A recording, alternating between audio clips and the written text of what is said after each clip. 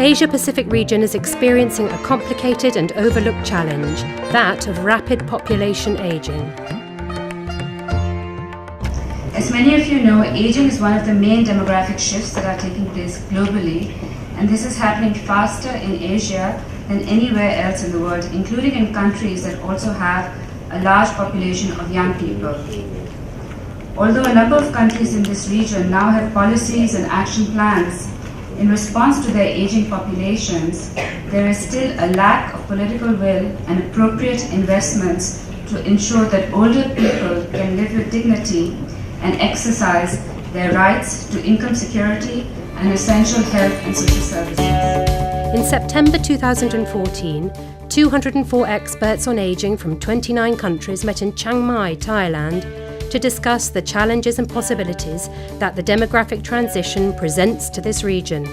Delegates asked themselves, are older people a burden or a resource? The conference examined the question from three main perspectives: health, the economy, and societal perceptions.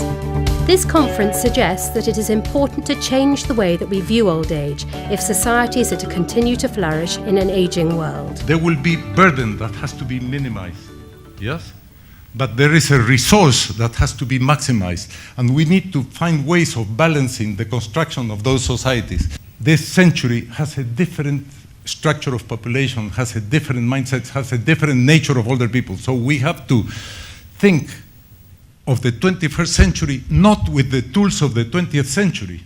This is what this conference is about.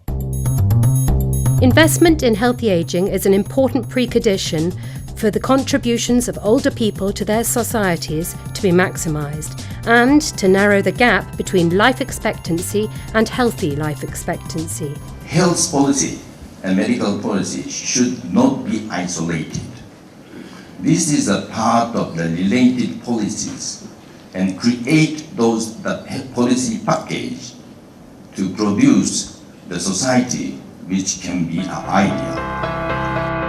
Asia faces the double challenge of maintaining economic growth while simultaneously ensuring income security in old age. Contrary to common preconceptions, strong evidence shows that ageing is actually opening up new opportunities. I certainly know in our own work, one of the most common objections one has to increasing working life for older people is that if we do that, what are all the young people going to do? There'll be no jobs left for young people. But in fact, the studies that had been done on this in OECD and EU countries find that that is not true at all. In fact, the opposite is slightly true. So empirically what's been found in the OECD is in fact that this, what's called the lump of labour fallacy, is not true. This group of older people themselves are a source of consumption growth. So this is a huge, new and expanding market for producers of goods and services in the region. And this is a high consuming group, so it can help in other elements of macro policy also. The results there that I've got are from the Economist Intelligence Unit, and they found on balance the top bar was mainly an opportunity, that almost 40% of firms saw the aged population for their business as mainly an opportunity. So I think that's it's something we always look at the costs of the ageing population, but the economic and business opportunity that they offer is also enormous. And in this region, I think, unusually enormous. Aging has its own share of these distortions, these misconceptions. But this is found very often even in respectable mainstream news media. So there is explicit exaggeration and implicit inadvertent exaggeration. Can we think of a different symbol that is universally recognizable and can replace this sign on older people or elderly people? Given the opportunity, older people, most of whom are healthy, vibrant and active, can be a great asset to their societies. But to achieve that, the very conception of old age needs to change, or a huge potential will be wasted.